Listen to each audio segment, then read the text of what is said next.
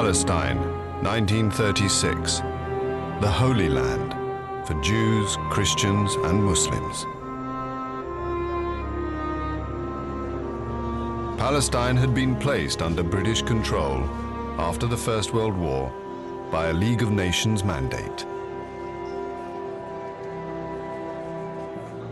In 1917, Foreign Minister Arthur Balfour had declared British sympathy with the idea of a national home for the Jewish people in Palestine.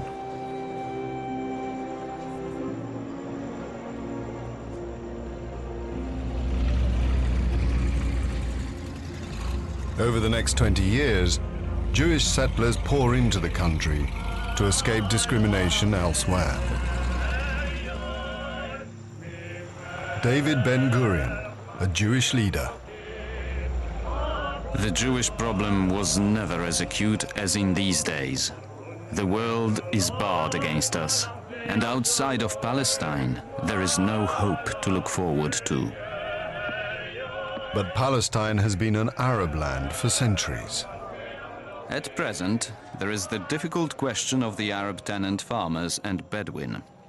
But by agreement with the Syrian government, it would be possible to transfer large numbers to northern Syria. The land there is cheap and plentiful.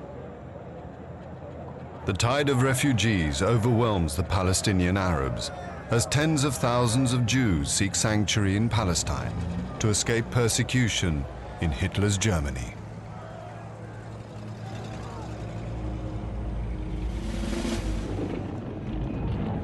In April 1936, the Arabs rise in revolt against the growing number of Jewish immigrants.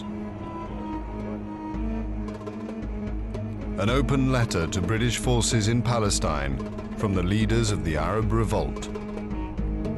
The cruelty is to try and deprive us of our homes and our honor, to give our lands to the Jews, who are expelled by all the civilized nations. We are your friends if you behave faithfully. We are men of dignity and valor. We will never betray you, but you are our enemy when you try to do us harm.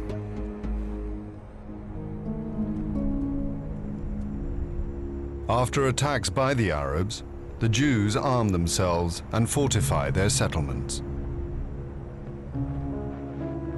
The British send in extra troops. Major David Kennard, Coldstream Guards. 18th of October 1936. After Lydda, the line twisted up the sides of the ravines. The scenery was fascinating, but no vegetation of any kind, just loose stones. One of the men was heard to remark, "Cor blimey, I thought that this was a land flowing with milk and honey. Well, as far as I can see, it's 15 men to a tin of milk and no bloody bees."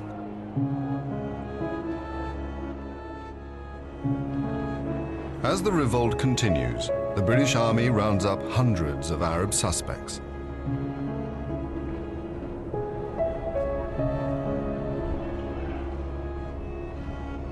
The whole battalion cordoned Silwan. We searched it, finding 70 wanted men. One Arab woman was in a frenzy, tearing her hair and her garments.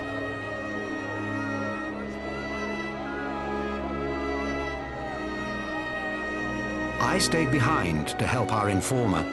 We had great difficulty getting away, as the women had rushed the prisoners and tried to lynch our informer.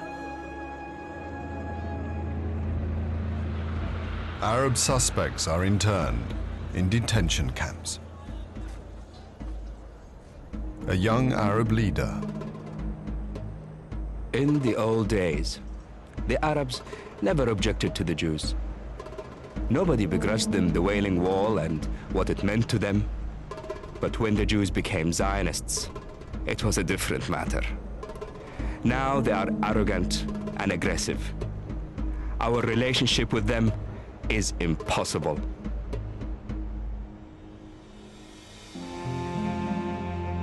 The British High Commissioner in Palestine, Sir Harold McMichael, September 1938. The position is deteriorating rapidly.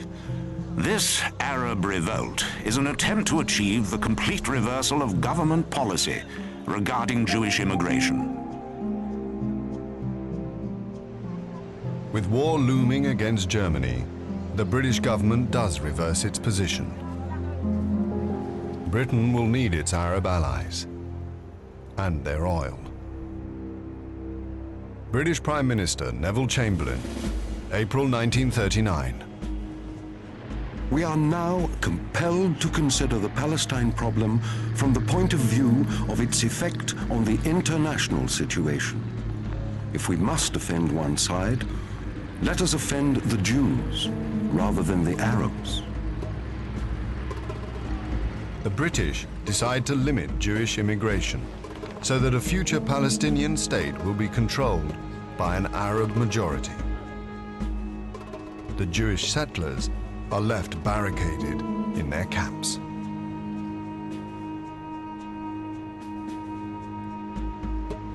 Colonel Richard Meinertzhagen, a British officer who served in Palestine during the First World War. The action of His Majesty's government in Palestine is very near to that of Hitler in Germany. We have dishonored our promises to the Jews. After 20 years of incredible effort in Palestine, the Jews are asked to abandon their national home at the bidding of Arab violence. But it will be the violence of the Second World War which will change forever the history of Palestine.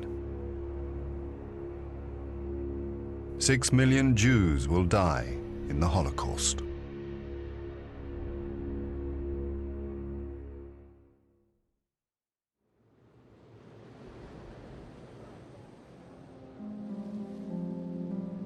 For the survivors of the Holocaust, Palestine is their salvation. The Diary of a Polish Jew, a survivor of the death camps, part of the exodus of Jewish refugees to Palestine at the end of the war. I am Gershon Rabinowicz from Kraków in Poland. From where I stand, Palestine looks like paradise. It is the first clear light I have seen in all my 17 years. It is hard to say what we see as our ship touches the promised land, for our eyes are filled with tears. Do you know what it is to be welcomed after a lifetime of being hated and hunted from land to land?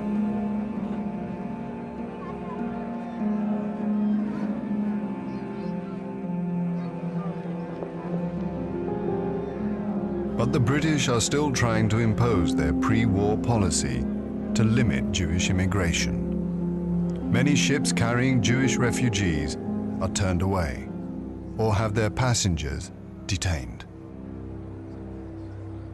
John Watson, a soldier from Hampshire, serving in Haifa. I tried to put myself into the position of one of those poor people who have suffered years of concentration camps, hunger and misery. Thousands on a tiny ship, within sight of the land they've dreamed of. Then, the British destroyers forced them aground and towed them off to captivity and more concentration camps.